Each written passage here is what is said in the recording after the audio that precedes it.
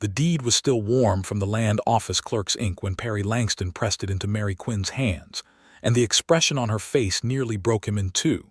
She stared at the paper. Then she stared at him. Her brown eyes went wide and wet and wild all at once, and the late afternoon sun of Caldwell, Kansas lit her face in a way that made him feel like he was standing too close to a fire he had no business being near. The main street of town hummed around them. A wagon rolled past. A child laughed somewhere. And Mary Quinn stood absolutely still on the boardwalk outside the land office, holding a deed to 40 acres of bottomland along Bluff Creek, her name written on it in neat official script alongside his, and she said nothing for what felt like the length of a whole season. "Perry," her voice was barely there. "It is yours," he said. "Ours if you will have it." She looked up, and what he saw in her face was not gratitude. It was not joy, not right away. What he saw first was something that looked like fear, and that fear nearly undid everything he had built up the courage to do in the past 3 weeks. Because Perry Langston had spent the better part of 7 years making sure no one had any reason to depend on him. 7 years of drifting across Texas and Indian Territory and Colorado and back again, never spending more than 2 seasons in one place, never letting roots grow beneath his boots. 7 years of carrying a secret so heavy it had worn grooves into his chest where a normal man might have carried hope. And Mary Quinn had looked him dead in the eye 6 weeks ago, while they were watching a prairie sunset from the back of his borrowed wagon, and she had said the 4 words that changed everything he thought he knew about himself. She had said, quietly and without any particular drama, as if she were commenting on the color of the sky, "I want to put down roots." She had not said it to him. She had said it to the horizon. But Perry had heard it like a gunshot, like a bell, like something shattering and something mending at the exact same moment, and he had known right then that the drifting was done. He just had not told her yet what the drifting had been running from. Now she was holding the deed and looking at him with that complicated, frightened, glowing expression, and he understood that she already suspected something. Mary Quinn was not a woman who missed things. "You bought land," she said. "Yes." "You, Perry Langston, the man who told me he has not slept in the same county 2 months running since he was 23 years old." 22, he corrected quietly. "Since I was 22. "Why?" she asked, and the word carried the full weight of everything she was not saying, all the hidden currents running beneath the surface of their strange, half-spoken courtship. "Why now? Why me? Why, after everything you have told me about yourself, after every careful distance you maintained, after every time you almost let me in and then rode just a little further away?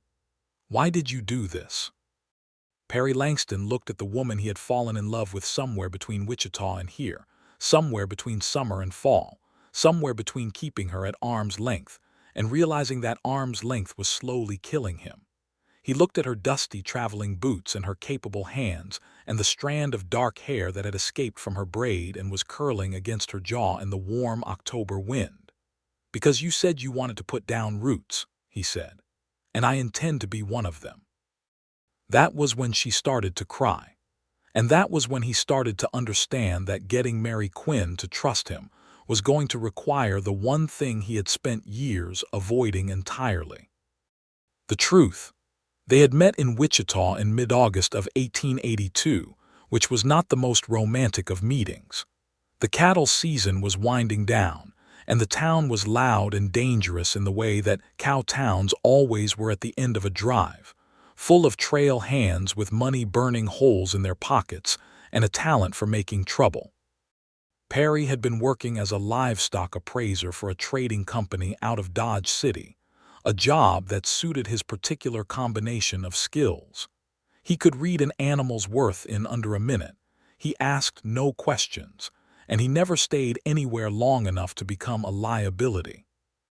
He had been standing in the street outside the Exchange Hotel, writing figures in his ledger, when he heard a woman's voice cut through the noise of the afternoon like a blade. "That horse is not worth $12 and you know it." He looked up. Mary Quinn was standing at the edge of the livery pen, arms crossed, staring down a man who was roughly twice her width and clearly expecting her to be intimidated by that fact. She was not. She was maybe 5'4", with a directness in her posture that suggested she had not spent much of her life being wrong and knew it. "The horse has a splint on the left foreleg," she continued, her voice calm and precise in a way that left no room for argument. "You will get $8, and I am being generous because I need the animal today." The man spluttered. Perry almost smiled. He watched her complete the transaction on her own terms, hand over the $8 with the finality of someone closing a court case, and lead the limping but serviceable horse away from the pen. Then she turned and found him watching her and said, without missing a beat, "Do you need something?" "No," he said. "I was just admiring your horsemanship. I haven't gotten on the horse yet. I meant the negotiating."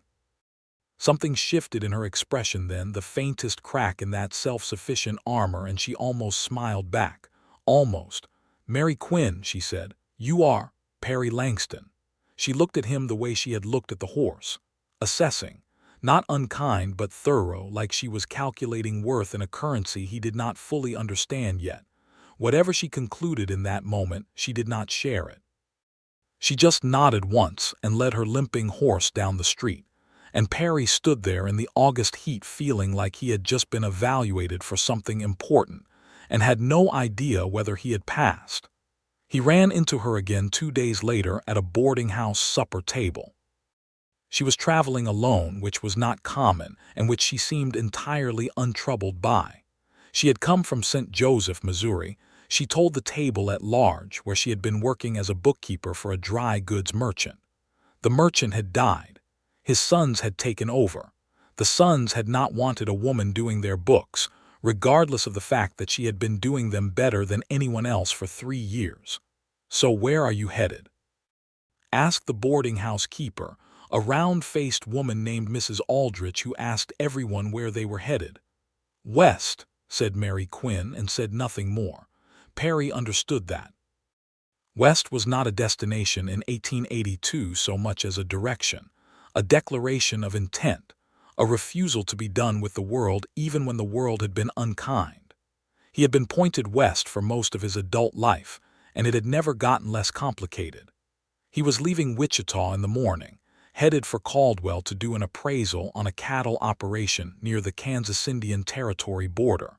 He did not know why he told Mary Quinn this at supper. He did not know why he then mentioned that the stage to Caldwell ran through rough country, and that Caldwell was a reasonable starting point, for someone pointed generally west. He certainly did not know why he added with a casualness that did not fool either of them that he had room in his wagon if she preferred not to spend money on the stage. She looked at him again with that measuring gaze. "Why would you offer that?" He had no honest answer ready. He gave her the closest thing to one that he had. "Because you know what a horse is worth. That kind of sense is hard to come by." She studied him for another moment, then said, "I will ride with you as far as Caldwell. I do not need protecting, and I do not need company that expects conversation every mile.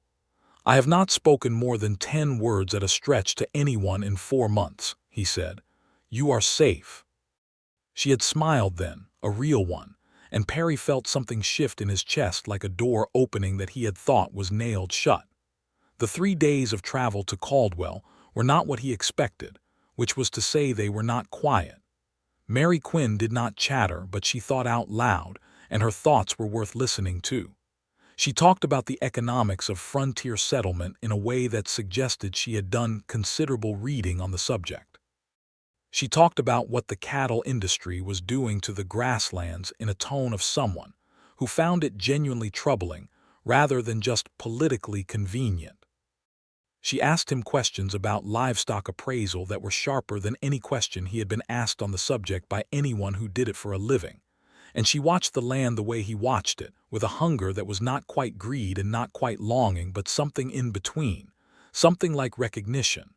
"You have been out here before," he said on the second day, "somewhere in the rolling shortgrass country south of Wichita." "No," she said, "but I have been thinking about it a long time." "What were you waiting for?" She was quiet for a stretch. A hawk turned lazy circles above a limestone outcrop to the east. "Courage," she finally said, and then looked at him sideways as though daring him to find that funny. He did not. He understood it completely. Some kinds of courage took a long time to build, and some of them came only when you stopped waiting for the right circumstances and simply chose the direction and started moving. He had known that about himself for years. He had also known for years that for him the direction and the movement had been a form of hiding. The two things were not mutually exclusive. He did not say any of that to her on day 2 of the wagon ride. He was not ready, and she had not asked.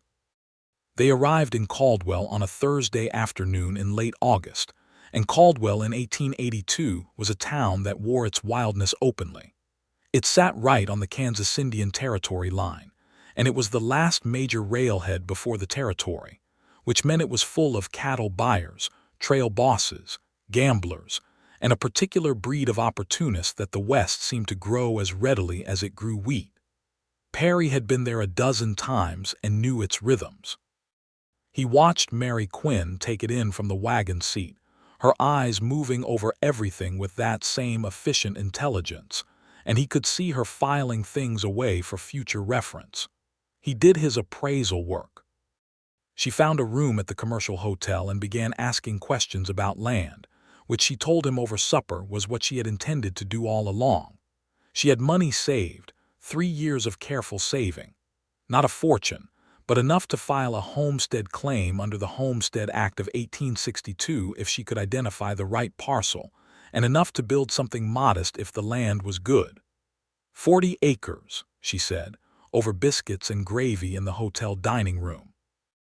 Or 80 if I can manage it. Bottomland is better. Bluff Creek has good bottomland, I am told. Perry looked at her across the table. He was supposed to leave for Dodge City in the morning. His employer had 2 more appraisals waiting. He was a man with no permanent address and a carefully maintained set of reasons why that was the right way to be, and he was sitting across a supper table from a woman who was describing exactly the kind of life he had spent 7 years refusing to want. "I have heard the same," he said, "about Bluff Creek." He did not leave for Dodge City in the morning.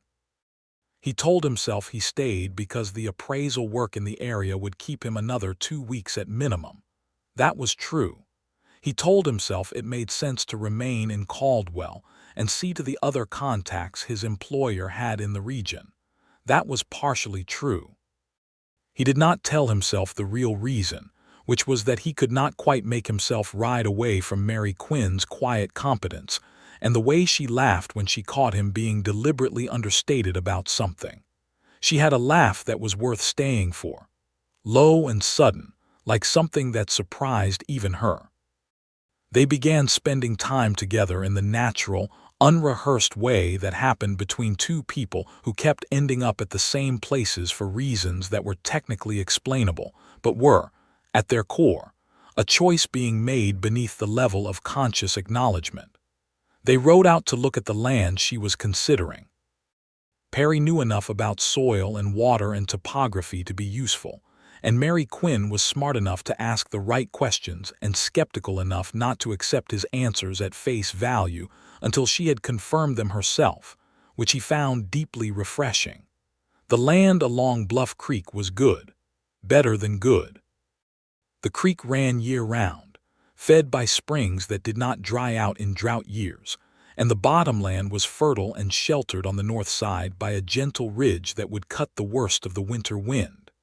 There were cottonwoods along the water and open meadow ground above, and a view to the south that stretched so far it made the sky seem larger. Mary stood in the middle of that meadow in the early September sun with her boots in the grass and looked south for a long time without speaking. Then she said, almost to herself, "I want to put down roots." It was just those words, said quietly, to no one in particular. But Perry felt them land in the center of his chest with a precision that took his breath away, and he stood 8 feet behind her and looked at the back of her head and understood, with a sudden and absolute clarity that he had not experienced since the terrible clarity of 7 years ago, that he was in love with Mary Quinn. that he had been falling in love with her since the livery pen in Wichita, and he had simply not permitted himself to name it until this moment. He also understood, in the same breath, that love carried consequences he had been running from since he was 22 years old. That choosing to stay meant choosing to be known. And being known meant telling her the thing he had not told anyone in 7 years, the thing that had driven him out of Texas and kept him moving, the hidden truth underneath all the drifting. He did not tell her that day. He walked her back to the wagon and drove her back to Caldwell, and he said almost nothing, and she let him have the silence because she was that kind of person, and that only made everything worse in the best possible way. For the next 3 weeks, Perry Langston did something he had not done since he was a young man. He stayed. He finished his appraisal work, and he found more work in the area, and he stayed. And every day he spent time with Mary Quinn, and every day he thought about telling her, and every day he did not quite manage it. He walked with her through Caldwell's busy streets while she gathered information about suppliers and seed costs and lumber prices. He helped her meet with the county land office and understand the filing process. He sat across from her at the commercial hotel dining room and talked about everything and nothing, and she told him about growing up in St. Joseph, the daughter of a steamboat pilot who had died when she was 15, leaving her and her mother to manage on their own. She talked about learning to keep books at 14, because the numbers made sense when other things did not. She talked about her mother, who had remarried and was comfortable now, and about the particular loneliness of not quite fitting the life that was available to you. "I could have married," she said one evening. "There were opportunities. But the men who wanted to marry me wanted to marry the version of me that would stay in a parlor, and I have never been that version." She said it without self-pity, as a simple statement of fact. "So I saved my money and I learned what I could and I came west. Because out here, at least, there is enough space to be what you actually are." Perry looked at her in the lamplight of the hotel dining room and thought about all the ways a person could be trapped and all the ways they could choose not to be. He thought about the trap he had been living in for 7 years, the one he had built himself out of silence and movement, and how Mary Quinn had just described, without knowing it, exactly what his escape had cost him. "What are you actually?" he asked. She thought about it. "Capable," she said, "and particular about what I give my loyalty to, and tired of temporary things." She met his eyes then directly, and there was something in that look that was not quite a question but was reaching toward one. "What are you?" Perry held her gaze and felt the answer press against the inside of his ribs. He was a man with a secret that had kept him unfree for 7 years. He was a man who had just realized that freedom was not the same as movement, and that the thing he had been running from was not a person or a place, but a version of himself he was afraid to make peace with. "Working on figuring that out," he said, which was the truest answer he could give at that moment. She accepted it. She was patient in a way that he knew, even then, was not unlimited. Mary Quinn was patient in the way that capable people were patient. She gave things their reasonable time and no more. He was going to have to be honest with her soon. The deed he bought was an act of love and a promise, but a promise that had a necessary condition, which was that she needed to know what she was accepting along with the 40 acres of bottomland. The morning after he gave her the deed, after she had cried quietly on the boardwalk, and then pulled herself back together with a swiftness that made him feel both awed and terrified, she said to him, "I think you need to tell me what this is actually about." They were sitting on the front steps of the commercial hotel in the early morning before the town got loud. The sky was a pale, clean blue, and the air was cool and smelled of wood smoke from a dozen breakfast fires. Mary had her hands wrapped around a coffee cup and she was looking at him with the full force of her attention, which was considerable. "I want to," he said. "Then do." He looked at the street. A man led a mule past. Somewhere down the block, a dog barked twice and went quiet. Perry Langston had rehearsed this in his head 100 times over the past 3 weeks, and it had never sounded the way he wanted it to. "7 years ago," he said, "I was working on a ranch in the hill country of Texas. Outside a town called Bandera, I was 22 and I had been there 2 years and I thought it was going to be permanent. I thought I had found a place. He stopped. Go on, she said quietly. The man who owned the ranch was named Harlan Spade.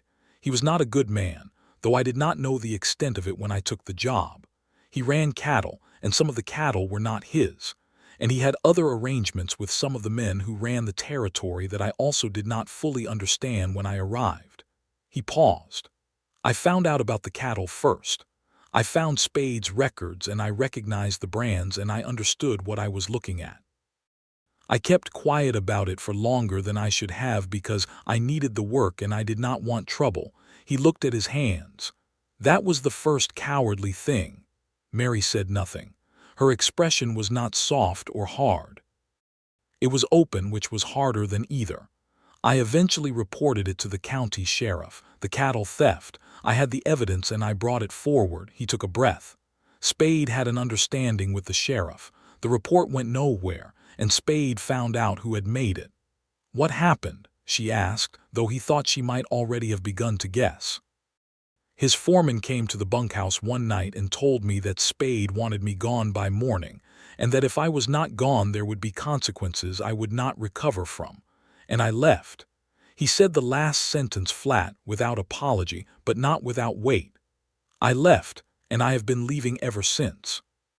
Because every time I stopped somewhere long enough to think about staying, I thought about Bandera and about the people on that ranch who did not have the option of leaving, and about the fact that I walked away from a wrong thing because it was easier than standing in front of it.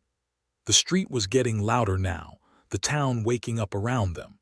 Mary was quiet for a moment that lasted long enough to make his palms sweat. What people on the ranch? She said. He had known she would ask that. She asked the exact right questions always. There were families working Spade's land as tenant farmers. 3 families, all of them in arrangements that kept them in debt to Spade in ways they could not get out of. When I reported the cattle theft and it went nowhere, I thought about reporting the tenant situation as well, but I convinced myself there was nothing to report, legally speaking. The arrangements were exploitative, but they were not technically unlawful in the way the cattle theft was. He stopped. That was the second cowardly thing. I told myself it was a legal judgment. It was not. It was fear. Mary turned her coffee cup slowly in her hands. What happened to those families? I do not know, he said. I left. That is the part I cannot make right, and the part I spent 7 years moving to stay ahead of. He finally looked at her directly.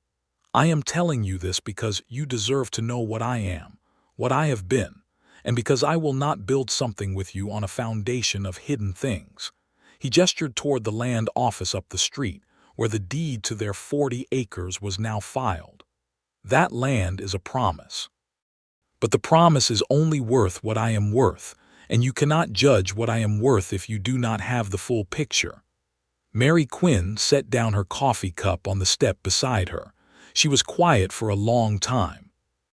A wagon rolled past, and the driver called a greeting to someone across the street, and none of it existed in the space between Perry and Mary. You are telling me this now, she said finally, not to confess and feel lighter. You are telling me this because you are planning to do something about it. It was not a question. She had known him 6 weeks, and she was already reading him that clearly, and something about that made the 7 years of solitude feel both very long and very finished. Yes, he said. I want to go back to Bandera, to find out what happened to those families, to try to put right whatever can be put right before I stand on that 40 acres and call it home. He held her gaze. I am asking you to wait for me, or to come with me. The first is safer. The second is what I want if you are willing. Mary Quinn looked at him for a long time, and then she picked up her coffee cup, stood up from the steps, and said, How far is Bandera from here? It was a 2.5-day ride south through the Indian Territory border country into North Texas, and then southwest toward the hill country, which was beautiful in October in the particular way that Texas was beautiful, hard-edged and golden and relentless. They rode together, Mary on the horse she had bargained down to $8, Perry on his own bay gelding that he had owned 4 years, and which was the closest thing he had maintained to a permanent relationship in that time. He found that funny and a little painful when he thought about it, and he caught Mary looking at him once with an expression that suggested she had arrived at the same observation from a slightly different angle. They talked as they rode, the way people talk when they have a long way to go and a shared destination and nothing to lose by honesty. Mary talked about her finances, which were modest but carefully managed, and what she intended to do with the land. She had a plan that was detailed and sensible. A kitchen garden the first year, maybe a small orchard started, some chickens for eggs and a cow for milk, and bookkeeping work for Caldwell businesses in the meantime to keep money coming in while the farm established itself. She had thought it through the way she thought everything through, methodically and without illusion, and Perry listened and asked questions and contributed where he had relevant experience, which he did from 7 years of working ranches and farms across half a dozen territories. "You know a good deal about building something," she observed on the second day as they climbed out of the flat prairie into the broken cedar hills of north-central Texas. "I know how it is done," he said. "I have watched it done. I never stayed to see it finished." "That changes now," she said. It was not a question and not quite a command. It was something more like an accounting of what she understood to be true, offered for him to confirm or correct. He confirmed it without hesitation. "That changes now," he said. Bandera in October 1882 was a small Texas hill country town, pretty in the limestone and cedar way of that country, situated on the Medina River at a bend, where the water ran clear over pale gravel. Perry had not been back in 7 years, and he felt the weight of that the moment they rode down the main street, and he started recognizing landmarks. The stone courthouse, the German settlers' hardware store that had been there since before he was born, the bend in the river where he had fished on Sunday afternoons in the brief period when he had thought this was his place. He felt something else, too, riding through Bandera with Mary Quinn beside him. He felt, for the first time, the particular kind of courage that came from not being alone. Harlan Spade, it turned out, had been dead for 3 years. The information came from the man behind the counter at the feed store, who recognized Perry with a combination of wariness and curiosity that suggested Spade's dealings had not been forgotten locally. Spade had died of a heart episode in 1879, reportedly drunk in his own parlor, unmourned by most of the county. His operation had been sold off piecemeal. "What about the tenant families on his land?" Perry asked.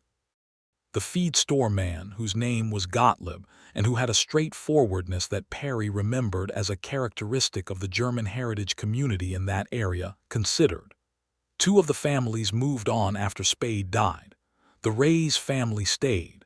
They are on the old parcel by the South Creek still, I think.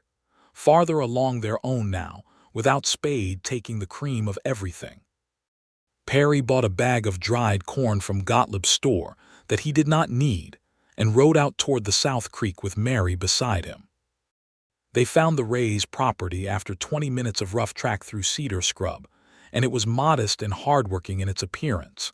A stone house, a kitchen garden, 2 goats, a mended fence, the evidence of people who had been rebuilding something in the absence of the person who had kept them down. The man of the house, Ernesto Reyes, was in his late 40s and came to the door with the careful wariness of someone who had learned to be careful over a long time. When Perry identified himself and said that he had been on Spade's ranch, Ernesto's expression shifted through several things in rapid succession. "You were the one who reported the cattle," he said. "Yes." "The sheriff told Spade it was you. Spade told everyone on the property." Ernesto paused. "Why are you back?" "Because I left without doing enough," Perry said, "and I want to know what I can do now, if anything." What came next was something Perry had not entirely expected, which was that Ernesto invited them in. His wife, Dolores, was a small and precise woman who moved with the economy of someone who had never had energy to waste, and she looked Perry over with eyes that had seen hard things and arrived at her own judgments without needing anyone's assistance. She poured coffee without being asked and said nothing for a while. Ernesto talked. The 3 years of Spade's tenant arrangement had been, as Perry had suspected, a form of systematic extraction. The debts had been structured so they could not be paid off. The accounts had been kept in ways that obscured what was owed, and the implied threat of eviction had kept the families compliant. After Spade died and the property was sold, Ernesto had spent 2 years working off the debts that the new owner, a fair-dealing rancher named Hofer, had agreed to honor at their actual rather than inflated value. They were free now, or as free as a family with limited capital could be in a territory that was still finding its shape. "Is there anything that is still owed you?" Perry asked. "Legally speaking, if the accounts were falsified, there may be a case." Ernesto looked at him. "We cannot afford a lawyer." "I can find you one," Perry said. He looked at Mary, who nodded once, which meant she agreed and also that she had already been thinking along the same lines. "A good one. There is a man in San Antonio who handles these kinds of claims. I have done work for his firm. He takes cases he believes in, and he does not require full payment up front." Dolores Reyes spoke for the first time. "Why would you do this?" Perry held the older woman's gaze and told her the truth. "Because 7 years ago I did not do enough, and I have been living with that. And because doing something now is not the same as having done the right thing then, but it is better than continuing to do nothing." Dolores looked at Mary. "Is he a man who does what he says?" Mary looked at Perry for a moment with something warm and certain in her expression. "I believe he is becoming one," she said, "and that might be better than a man who has always been." They spent 4 days in Bandera. Perry wrote a detailed letter to the attorney in San Antonio, a man named Ferdinand Wolf, whom he had met while doing appraisal work for a land speculation firm 2 years earlier, and had judged to be genuinely principled in a field not overstocked with principled men. He outlined the Reyes family's situation and what he knew of Spade's falsified accounts from his own time on the property, and he made clear that he was willing to provide testimony if it would be useful. He included what money he had available as a retainer against Ferdinand Wolf's fees. Mary, meanwhile, sat with Dolores Reyes for 3 afternoons and helped her organize the household accounts and identify where money was being lost that did not have to be. This was not charity. It was simply Mary Quinn doing what Mary Quinn did, which was look at numbers and make them make sense. Dolores received this without false pride and without excessive gratitude, in the matter-of-fact way of a woman who recognized a useful skill and saw no reason not to accept it. On their last evening in Bandera, sitting by the Medina River in the late gold of an October afternoon, Mary said, "That letter you sent to the attorney, do you think it will help them?" "I think it might," Perry said. "Wolf is good. If there is a legal claim there, he will find it. And if there is not, then they are in the same position they were in before we came, which is not worse." He was quiet for a moment. "But I think there is a claim. I saw those accounts. Spade was meticulous about stealing, and I have a good memory." Mary was sitting on a rock at the river's edge, trailing her fingers in the cold water. The sun was throwing long shadows through the cypress trees, and the air smelled of cedar and river water, and the particular cleanness of hill country air after days on the flat plains. Perry watched her and felt something settle in him that had been unsettled for a very long time. "I need to tell you something," she said. His stomach did a small, anxious thing. "Tell me." "When you gave me that deed," she did not look up from the water. "When you handed me that deed and said what you said, I was afraid, not because of you. Not because of the land." She paused. "I was afraid because I have spent my whole adult life being very careful about what I want, because wanting something fully means the possibility of losing it fully, and I have lost things." She turned to look at him then over her shoulder with the sun catching the side of her face. "My father, the job in St. Joseph, a version of myself that believed things came out right if you were capable enough." "What changed?" he asked. "You stayed," she said simply. "Every day you had a perfectly good reason to keep riding and you stayed. That is not a small thing, Perry. Not for a man like you." She turned fully to face him, drawing her hand out of the water and drying it on her skirt. "And then you came all the way back here to do a hard right thing when you did not have to. Nobody would have known. Nobody was making you." "I would have known," he said. "Yes, that is exactly what I mean." She looked at him steadily. "I am not afraid anymore. I want to put down roots in that land by Bluff Creek, and I want to put them down with you, and I am not afraid of wanting that." Her voice was quiet and even and completely certain, and it was the most powerful thing Perry had ever heard. "But I need you to know what you are agreeing to. I am not easy to live with. I have opinions about everything and I express them, and I keep accounts of what is owed and what is paid, and I will not be managed or handled. If something is wrong, I will say so, and I need a partner who receives that as honesty and not as defiance." "Mary," he said, "I am serious." "I know you are. That is why I bought the land." He moved to sit beside her on the riverbank. "I do not want to handle you. I want to know you. There is a significant difference, and I have understood it possibly since the livery pen in Wichita." He looked at the river. "I have been alone a long time, not just literally. I have been alone in the way that happens when you keep moving fast enough that nothing true can catch up with you. I am tired of that kind of alone." He turned to her. "I am 29 years old and I have 40 acres of bottomland along Bluff Creek, and I am in love with you. Those are the facts as I have them." Mary Quinn looked at him for a moment, and then she kissed him, there on the bank of the Medina River in Bandera, Texas, with the October sun going orange around them and the water running cold and clear over smooth stones. And it was the kind of kiss that was not tentative or exploratory, but simply certain, like two people who had been working their way toward a truth and had finally arrived at it together. They rode back north to Caldwell over the same 3 days, and the journey was different from the one down. Not quieter exactly, still full of conversation and the comfortable silences between people who have agreed on something fundamental, but lighter. The weight that had been present, the particular weight of secrets and unfinished things, had shifted. Not gone entirely, because unfinished things did not resolve overnight, and both of them were realistic people who understood that. But the nature of the weight had changed from hidden to shared, which made all the difference. They arrived back in Caldwell in the last week of October and began the work of building a life with the same practical competence that both of them brought to most things. Mary filed the homestead claim formally, and the land along Bluff Creek became legally theirs to settle. The first order of business was shelter. Perry knew construction the way he knew most practical things, from observation and participation over years of working ranches, where you built and repaired what was needed, and he threw himself into the planning with an energy that surprised even him. They hired a man named August from the German community that had settled in the area, a compact and thorough carpenter who did not waste either words or lumber, and between August's precision and Perry's willingness to work from first light to last, they had the frame of a house up in 3 weeks. It was not large.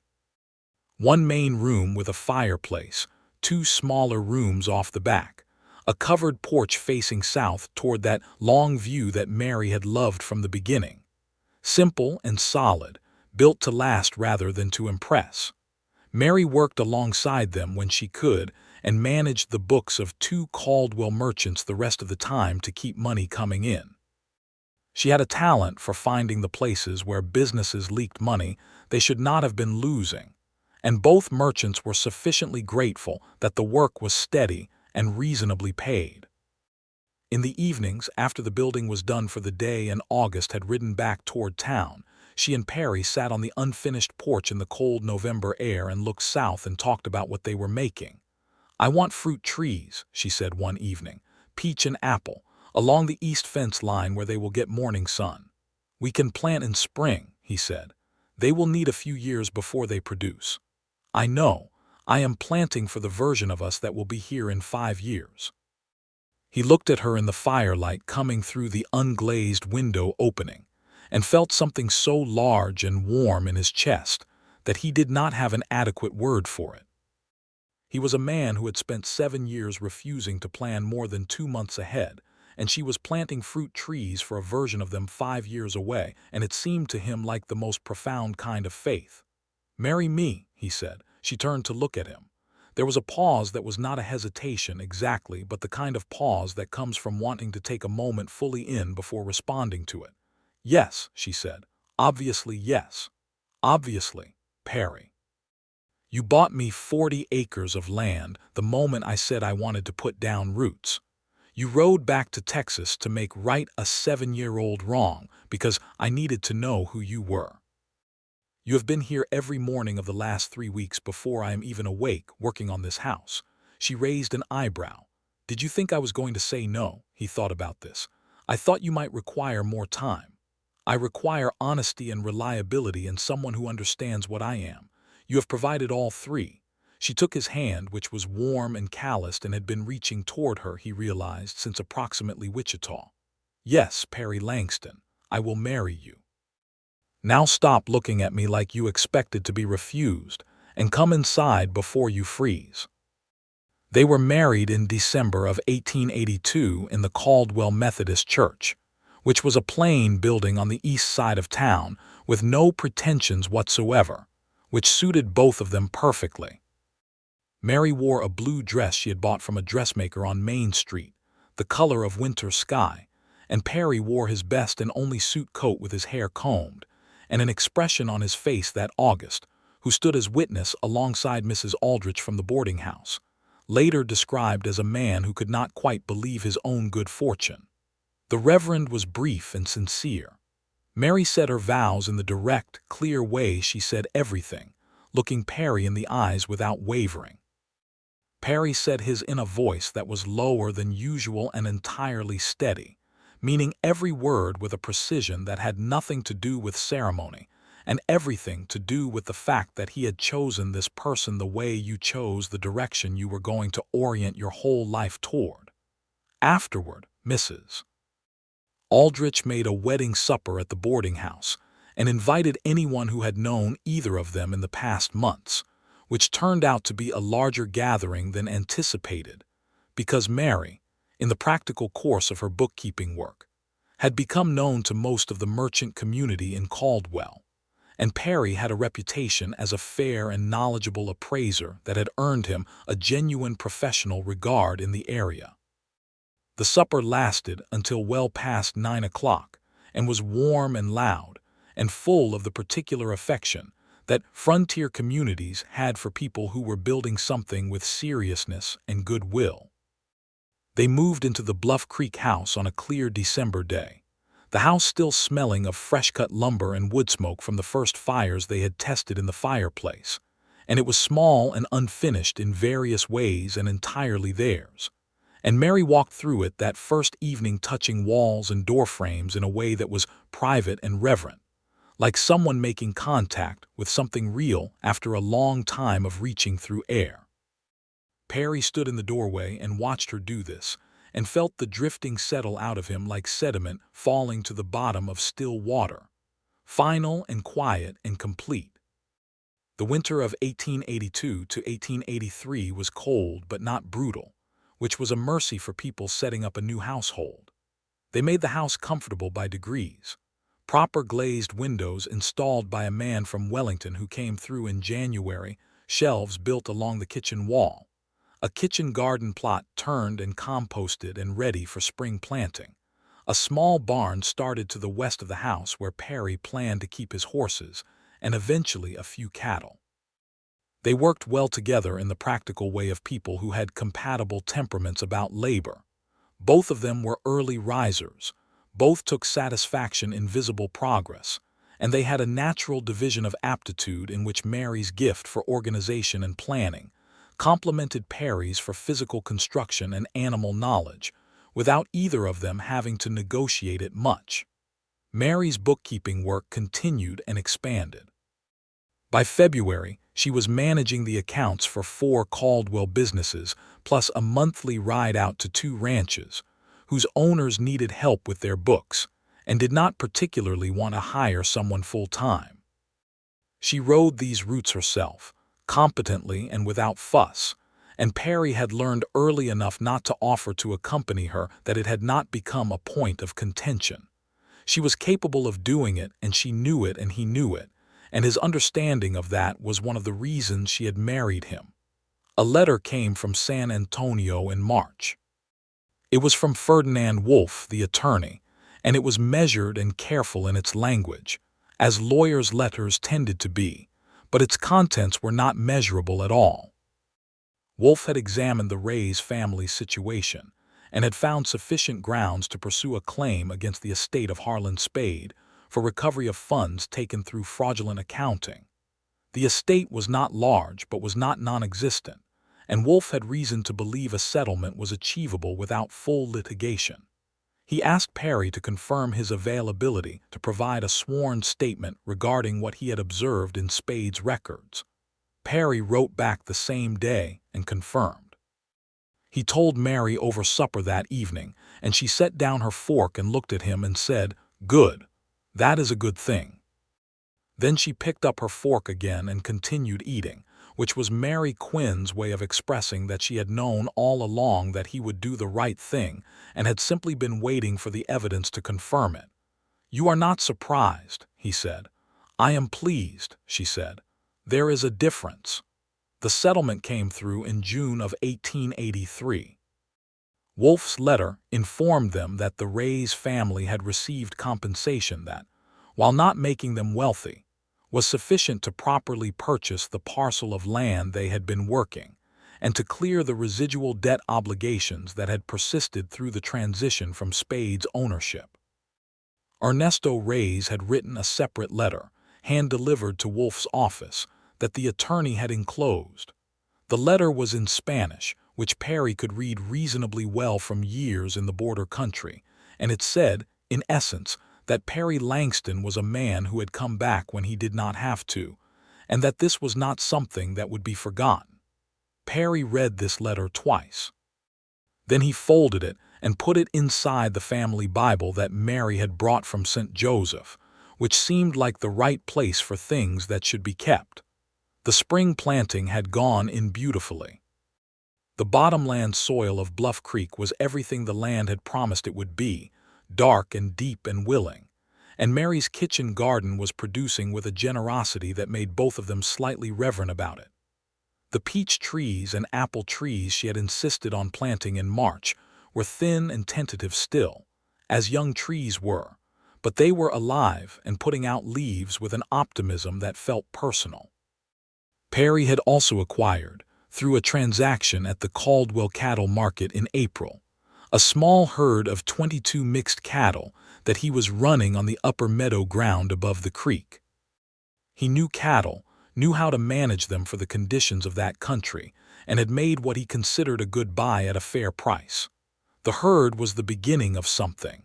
He was building carefully, the way he had always known how to build things, without over-leveraging and without gambling on conditions holding that might not. That summer, Mary told him she was expecting their first child. She told him on a Tuesday morning in July while they were having breakfast on the south porch, and the way she told him was the way she told him most things, directly, with her eyes on him, without preamble. "I am expecting. Spring, I think. Around March." Perry set down his coffee cup. He looked at his wife in the morning light, at the strong line of her jaw and the contained energy in the way she held herself, and the small, private smile that was playing at the corner of her mouth, because she knew very well what he was feeling and was giving him the space to feel it. He stood up and crossed the porch and held her face in his hands and kissed her forehead, and she put her hands on his forearms, and they stayed like that for a moment with the summer morning all around them, the grasshoppers and the meadow larks and the sound of the creek below, and it was one of those moments that needed nothing added to it. "A boy," he said. "I think it will be a boy." "Is that what you would prefer?" "I would prefer healthy and here," he said honestly, "but my instincts say boy." His instincts were correct. Caleb Langston was born on the 18th of March, 1884, during a night that was cold and clear and full of stars visible through the bedroom window, delivered by the town's doctor, a reliable man named Hutchins who rode out from Caldwell in good weather and bad alike. Caleb arrived with considerable announcement and was red-faced and furious and perfect, and Perry held him in the lamplight of the bedroom, while Mary rested and watched her husband hold their son with a tenderness so total, it seemed to have replaced all the bones in his body. "He looks like you," she said. "He looks like a very angry stranger," Perry said, completely in love with him. "That will pass." It did. Within a week, Caleb had shifted from angry stranger to demanding and incomprehensible but clearly theirs, and their life rearranged itself around this new fact the way lives did when babies arrived, with a thoroughness that left no corner untouched. Mary managed the disruption with characteristic efficiency, reordering her bookkeeping schedule to accommodate the baby's needs without abandoning the work entirely, because they needed the income, and because she had no intention of dismantling her professional life for reasons she found insufficient. Perry took on more of the morning barn and stock work so she could sleep when Caleb slept in the early weeks, and adapted his construction projects to things he could do closer to the house. They were tired and sometimes short-tempered, and occasionally at odds about small things, as two opinionated and self-sufficient people who had not lived in close proximity before were bound to be. Mary thought he was overly concerned about the cattle market and insufficiently attentive to the bookkeeping of their own operation. Perry thought she ran herself too hard and had a tendency to treat her own limits as negotiating positions rather than facts. Both of these assessments were partially correct, and they were able to say so to each other, which was the thing that kept all the rest of it workable. By Caleb's first birthday, in March of 1885, the farm had taken on a shape that felt substantial. The house had been expanded, a second bedroom added off the east side for when Caleb outgrew the cradle beside their bed. The kitchen garden was producing enough that Mary was preserving for winter. The cattle herd had grown to 38 animals through careful purchasing and one good calf season, and Perry had developed a reputation in the county as a trustworthy livestock dealer as well as an appraiser, which was generating regular income beyond the appraisal work. Caldwell itself was changing around them. The cattle drives that had made the town what it was were beginning to shift, partly because of the expanding railroad network that was changing where cattle were shipped from, partly because of the increasing fencing of the range that was making the old long trail drives less practical.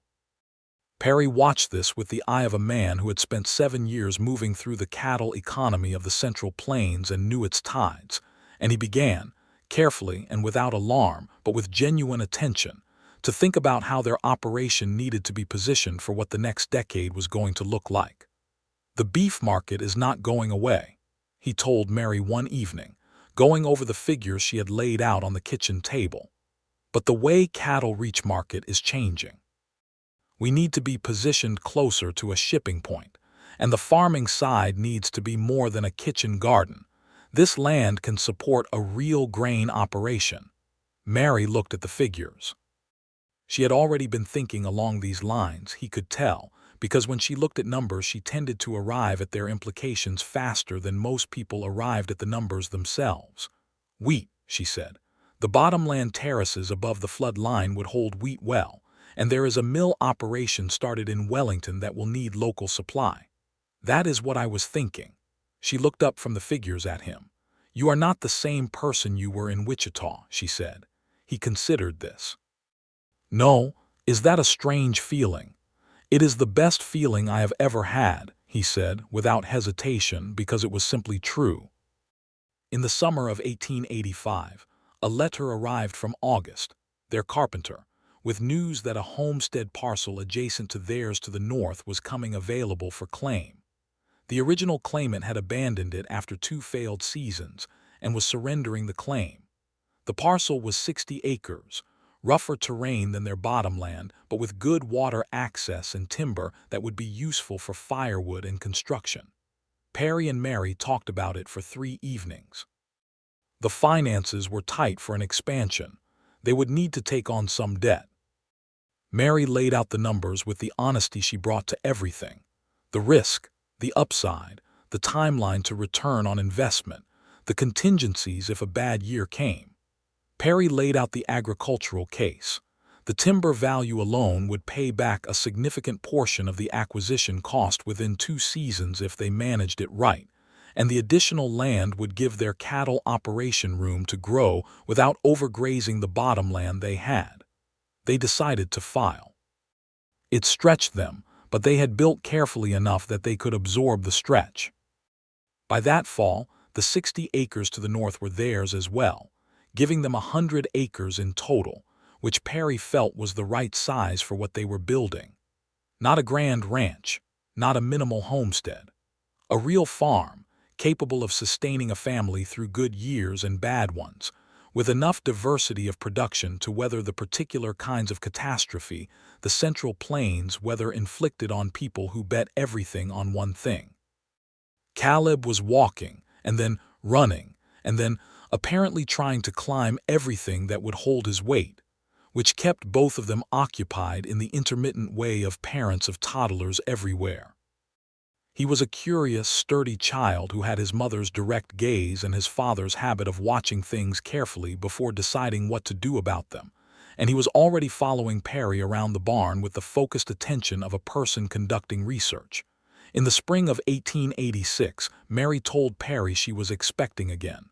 "When?" he said. "November, I think." "A girl this time," he said. "Now you are guessing again."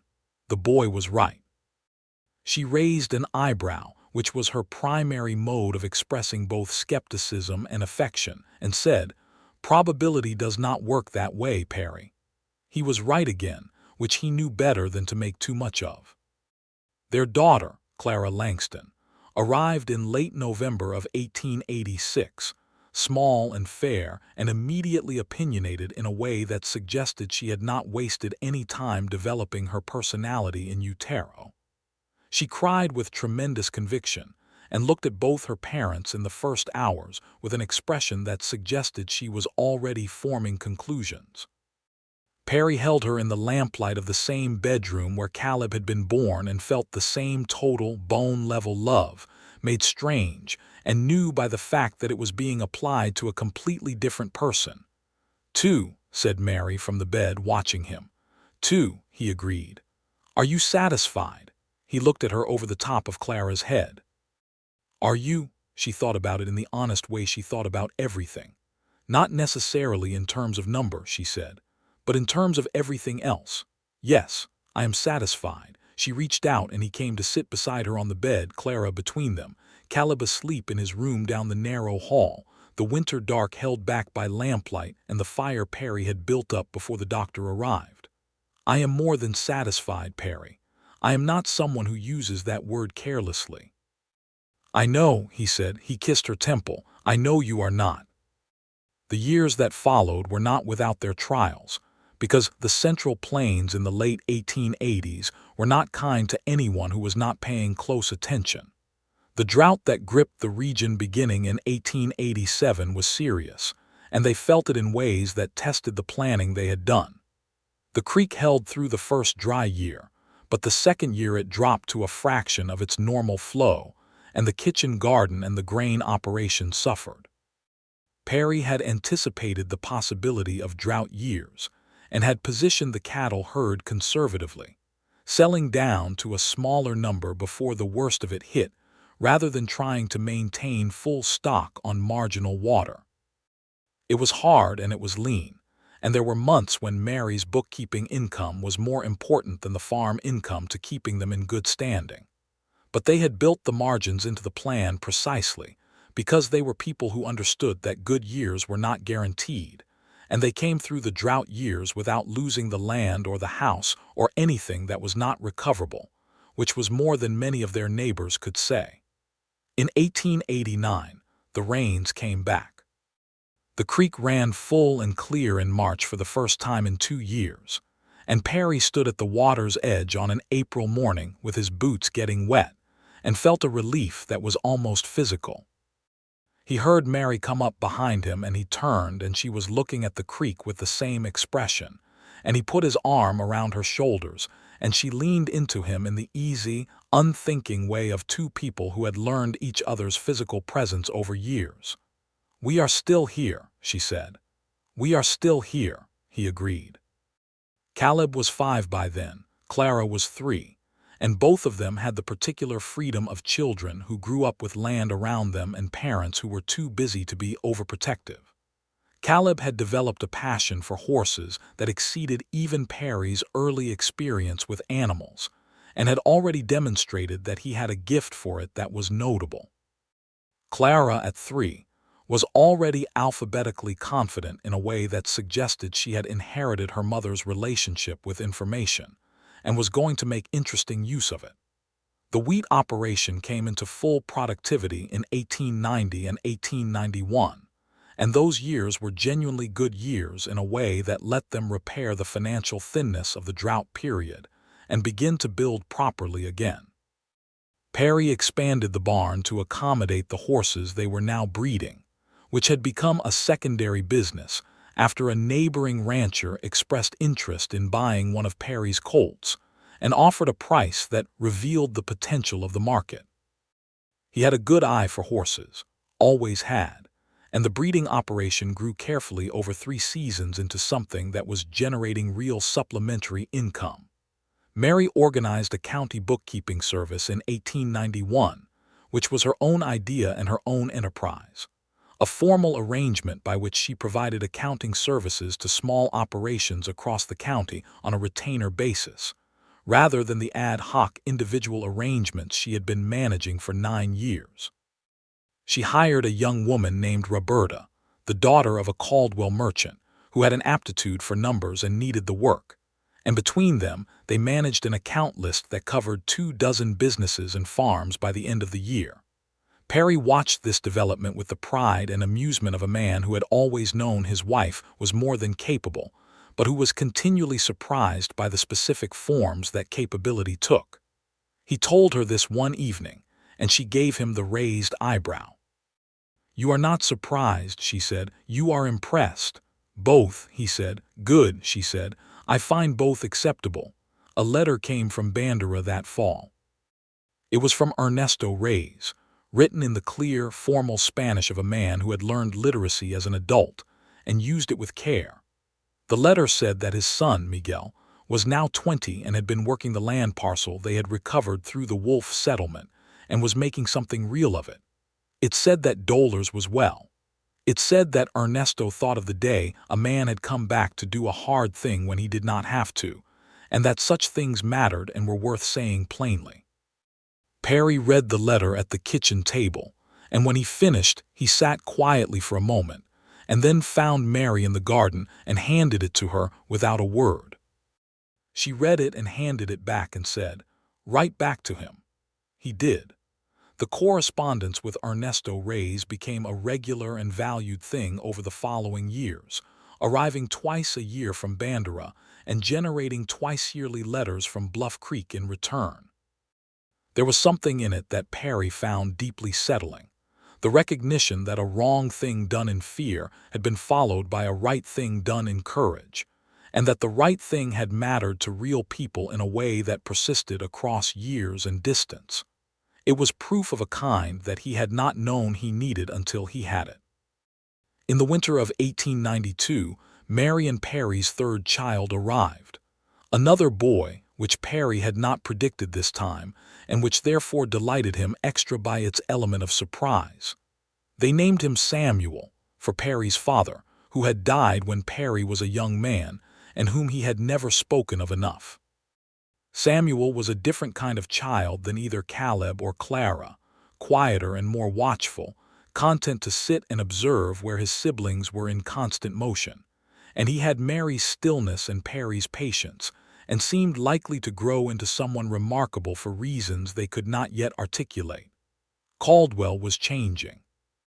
The cattle trade that had made the town what it was had shifted decisively by the early 1890s, the long drives largely replaced by shorter hauls to railheads that were now spread more widely across the region. The town's character was settling from the wild volatility of its cattle drive heyday into something more like permanence, which suited Perry and Mary entirely. They had built their operation for permanence, and the community growing up around them was beginning to reflect the same intention. Perry served one term on the County Land Commission in 1893, appointed by the county judge to fill a vacancy. He had not sought it and would not have sought it, but he took it seriously because the commission made decisions that mattered to the people working the land in the county, and he had knowledge that was genuinely useful to those decisions. Mary told him he was good at it, and that he should do it again if asked. He said he would consider it, which was as close as he came to agreeing to something before he was certain about it. Caleb, at 9, was already the best young horseman in the county, which was the assessment of men who knew horses and which Perry confirmed without bias, because it was simply accurate. The boy had something innate that no amount of instruction could have put there, and Perry taught him everything he knew about horses, with the particular pleasure of a man who understood that the best teaching was less about instruction than about creating the conditions for natural aptitude to develop. Clara, at 7, had decided to learn to read everything that was available to her, which in the circumstances of a working farm family in 1893, Kansas, was not an unlimited supply. But she applied herself to what existed with a thoroughness that left Mary simultaneously proud and aware that they were going to need to think about her education in a way that went beyond what the Caldwell School could offer. "She is going to outpace the local school within 2 years," Mary said to Perry one evening, going through Clara's schoolwork at the kitchen table. "I know," Perry said. "I was thinking about that. And there is a good school in Wellington. Some families board there during term." Mary looked at him. "She is 7. She will be 8 in November, and in 2 years she will be 9, and the local school will have nothing left to offer her." He held her gaze. "I do not say this with any pleasure. I say it because I think she deserves what she needs." Mary looked back at the schoolwork in her hands, at the careful, precise handwriting and the problems Clara had worked through well beyond her grade level. "You are right," she said, which cost her something, and he knew it. "We will start thinking about it." They thought about it carefully and arranged it thoughtfully, and when Clara was 10, in 1896, she began boarding during the Wellington school term, returning to Bluff Creek for holidays and summer. She went with the characteristic Clara Langston combination of independence and feeling, which was to say she was entirely ready to go and entirely unwilling to make that fact mean she did not love where she had come from. Perry drove her to Wellington himself and spent the drive talking to her about what she was going to find there, and she asked questions the whole way that told him she was nervous and excited in equal proportions, and managing both with a maturity that made him proud and a little awed. The farm in the late 1890s was everything that the plan, made carefully and adjusted thoughtfully over 15 years, had intended it to be.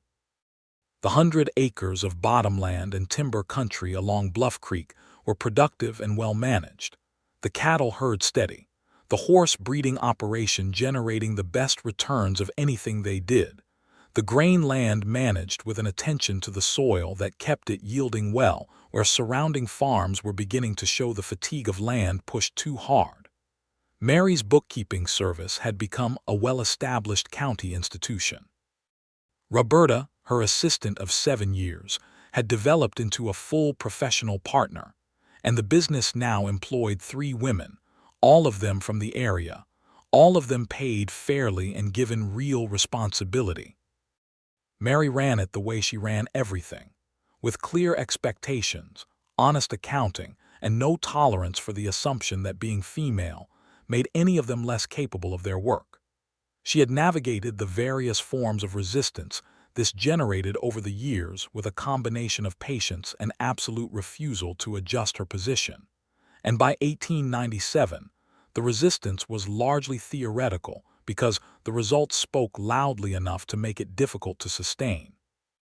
Perry, in the fall of 1897, stood at the south edge of their land and looked out over the 100 acres that had been 40 when they started, over the house that had grown by additions over 15 years into a real home, over the barn and the horse paddocks and the grain fields golden in the October sun, and the Bluff Creek bottomland running green below, and he felt something that he had once thought was permanently unavailable to him.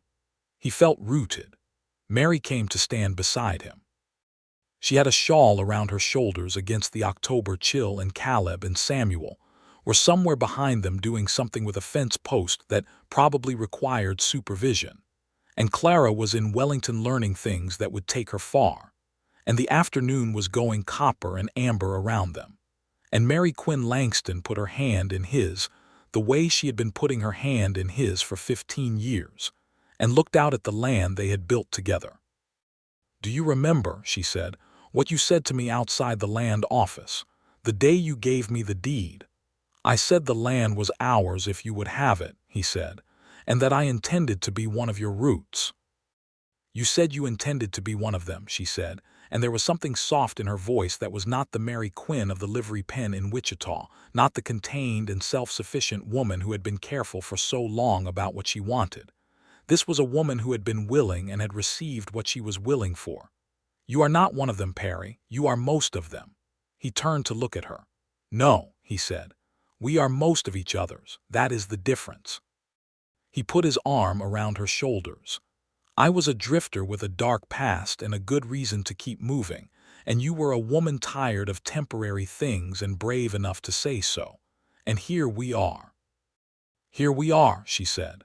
"Still here," he said, echoing the words from the April morning by the creek after the drought years, the words they had both said, and which had become in the intervening time a kind of shorthand between them for everything they had built and everything they had come through. "Still here," she agreed, and leaned against him in the October afternoon. They stood there for a while, the two of them, with the land around them and the years behind them and the rest of it still ahead, and the sun going down over the prairie in the long, gold, unhurried way of Kansas October sunsets, and the roots holding everything firm below the surface, deep and invisible and absolutely real.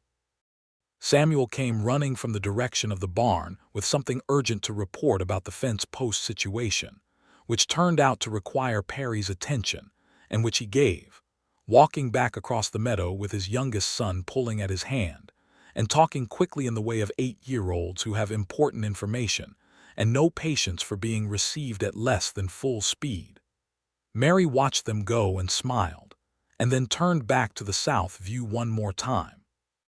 She could see the peach trees and apple trees along the east fence line, planted 14 years ago for the version of themselves 5 years away, long since grown into proper trees that had been producing fruit for nearly a decade now. She thought of herself standing in this meadow in September of 1882 and saying to the horizon, with no particular drama, that she wanted to put down roots. She thought of Perry standing 8 feet behind her, hearing those words like a bell, like something mending. She thought of all the things that had come from that moment. The deed warm from the land office ink, the wagon road to Bandera and back, the December wedding in the Plain Methodist Church, the house built in stages over 15 years, 3 children, 100 acres, a horse breeding operation and a county bookkeeping service, and 2 drought years, and 1 letter from an attorney in San Antonio, and 1 from a man in Bandera who remembered that sometimes people came back. She thought of Perry Langston, who had been a drifter with a dark past and a habit of leaving before anything could require him to stay, and who had heard 4 words and bought 40 acres and come to Bandera and built a life with his hands and his conscience and his love for her, steadily and without flash, the way the best things were built. She turned and walked back toward the house. A letter had arrived that morning from Clara, full of news about her classes and a teacher she admired, and a book she had found in the Wellington School Library that she intended to acquire for herself as soon as she could. Mary planned to answer it tonight, at the kitchen table by lamplight, after the boys were in bed. She would tell Clara about the farm and about Caleb's news that he wanted to ride in the county horse show next spring, and about how well the winter wheat was looking. She would tell her, as she always told her, that the house on Bluff Creek was waiting for her at Christmas, that the apple trees were still producing long past what the season should have allowed, that her father had been asking when she was coming home. In the kitchen, Perry had come back in from the fence post situation and was starting the supper fire, and Samuel was at the table drawing something complicated in the margins of a writing tablet, and Caleb was outside somewhere with the horses as always. The lamplight was on, and the fire was starting to catch, and it was a Tuesday evening in October of 1897 on a 100-acre farm in Comanche County, Kansas, and everything was exactly as it was supposed to be. Mary Quinn Langston hung her shawl on the hook by the door and went to stand beside her husband at the fire, and he looked up from what he was doing and smiled at her in the quiet, certain way he had been smiling at her since Wichita, and she put her hand on his back and said, "Supper needs the cornbread started." "I know," he said. "I was getting to it.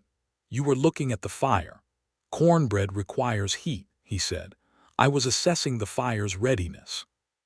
She laughed, low and sudden, still the laugh that had surprised her in Wichita when he had first made her do it, still the laugh that was worth staying for. Perry watched her laugh and felt the particular joy of a man who had come back from every distance he had ever put between himself and this, and found it still here, still warm, still entirely worth the whole complicated journey of arriving. "The fire is ready," she said.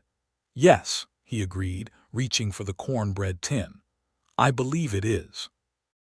Outside, the October dark was settling over the 100 acres of Bluff Creek bottomland, over the fruit trees and the grain fields and the horse paddocks and the barn, over the land that had been theirs for 15 years and would be their children's after them, over the roots that had grown deep in the soil of a place where a drifter had finally stopped drifting, and a woman who had wanted to put down roots had been given the ground to grow in. The creek ran in the dark below the ridge, the same creek that had run before they came and would run after, patient and indifferent in the way of water, carrying everything along.